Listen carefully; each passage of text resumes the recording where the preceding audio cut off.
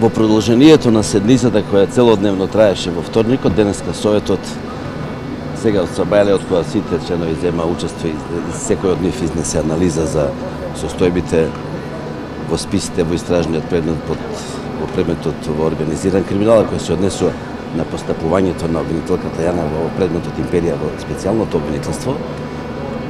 Советот едногласно одлучи дека се исполнети услови за да започне постапка за разрешување на јавната обвинителка Катица Јана. За тоа да го направиме, Советот треба да изготви извештај со утврдена фактичка состојба и да го достави до Собранието на Република Македонија, за да, согласно своите надлежности, Собранието понатаму ја продолжи постапката. Значи, до овој момент, до сега, едногласна одлуката дека постапка за разрешување започнеме и извештај во текот на денешниот ден ќе се обидеме да го завршиме, мислам дека ќе успееме и ќе биде доставен денеска или утре до Собранието на Република. До овој момент имам толку да кажам. Што ќе содржи конкретно извештајот? Извештајот ќе содржи, пошто сме лимитирани да изнесуваме податоци, имиња, презимиња, ќе содржи еден сажеток кој ќе ги преслика еден дел од исказите кои според нас се значени за да Собранието има пред себе утврдени факти за да може понатаму да одлучи да предложи до Советот разрешување или нема да предложи. Значи ќе содржи по наша оценка доволно податоци кои законот ги бара за да може да постапа Собранието. Како ќе изгледат Тоа се фази, ние се ја почнуваме постапката, Собранието треба да оди со предлог и ќе нас доаѓа постапката за разрешување. Господин Штеев, се пишува дека ако се случи разрешување на Катица Јанева пред да се донесе законот за обвинителство и да се реши статусот на СЈО, има некоја можност да паднат на вода сите истраги. Јас во моментов со тоа воопшто не се оптеретови и денеска сум излезен да ви соопштам што прави Советот. Кои се состојбите и последиците од тоа не е наша работа во овој момент. Дали секувањето на вашиот мандат може да ја различи целата програма? Во смисла, Па до изборот на... ќе имаме нов председател ние. Тоа кај нас денеска представува еден точно другиот. Тука нема да има празен ход. Вие обвинител, значи вие не отварате путката за избор на видео. Веќе неколку пати ме прашувате, мојот став ви е познат. Денови ве слушаме и поинакви стави, јас останам на мојот став. Вчера министерката Десковска кажат дека... Не можам да ве следам еден по еден. Докато се донесат измени во Законот за совет за обвинители, за да може да имате таква можност да избирате и видео обвинител?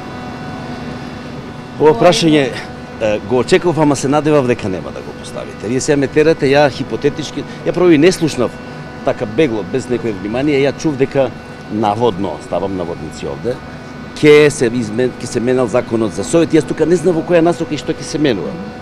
Меѓутоа, само така ми звони во ушите, нели беше доволно ништо да не се прави, да нас не веде зашто се прави со измена сега, ако воопшто се прави. Дали во историјата на јавно обвинителската служба ова е прва ваква одлука за конкретен јавен обвинител, за шеф практично на јавно обвинителство? Како вие се сеќавате? Не го сметам за толку релевантно. За Советот во својата историја Советот немал. Порано именувањето, разрешувањето оделе поинаку. Во Советот, колку јас памтам, немало, но знам дека јас откако сум 3 години полни, немало сигурно. Господине Штериев, министерката Десковска вчера се повика на деловникот за работа на Советот на јавни обвинители, член 19, каде што стои дека ако се разреши од функцијата, вие имате опција да поставите вето. Ако се разреши. Така, и јас истото го викам во член 18 став 4 од Законот за јавно обвинителство се повикува на начинот на кој беше поставен веде кога Марко Зврлевски беше разрешен, таму стои многу прецизно во законот. Доколку на јавниот обвинител на Република Македонија функцијата му престане или биде разрешен, тогаш Советот одредот на обвинителите во јавното на Македонија определува еден обвинител кој ќе биде вршител. Ова немаме таква ситуација, не е разрешена. Многу е едноставна работата. Значи вие мислите дека прво треба да се разреши? Ја не мислам, законот така го предвидува. Како го толкувате? На него толку пишува во законот. Во контекст на духот на специјалното јавно обвинителство, доколку Јанева биде разрешена, тоа значи дека би биле по закон разрешени истите нејзини полномошници? Член 9 став 3 или 4, тоа така некако стои, вие ќе си го толкувате, ја не се впуштам во толкување. Вика дека мандатите на јавните обвинители не може да го надминат мандатот на јавната обвинителка. Што тоа значи? Кој ќе имам причина да зборам и ако некој оцени дека е релевантно моето мислење, ќе го кажам. Владата спомнуваат план Б. За тоа во владата ќе се разговара. Со менување на закон за јавни обвинители, за да помине законот за јавно обвинителство во собрание. Како тоа е можно? Не знам. Не ме носите на тенок лед нешто што не сум слушнал. Јас сум чул за закон за совет, а не закон за обвинители. Ни едното ни другото одбивам да ги коментирам. Затоа исто мислам и јас, за закон за јавни обвинители. Ги застапуваат И тоа е хипотетичко прашање да заврши постапката, тогаш што ќе се признесе.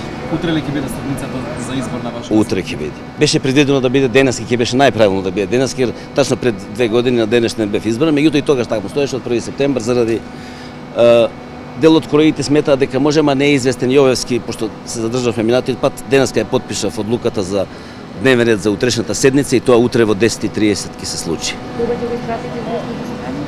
Јас очекувам денеска. Ако стасаме да го изготвиме, jer треба да бидеме сериозни. Нема рок таму одводувано. Разумен рок, што не е соодветно разумен рок е во делот на студењето, но тука е убацен термин разумен рок. Стои во законот разумен рок.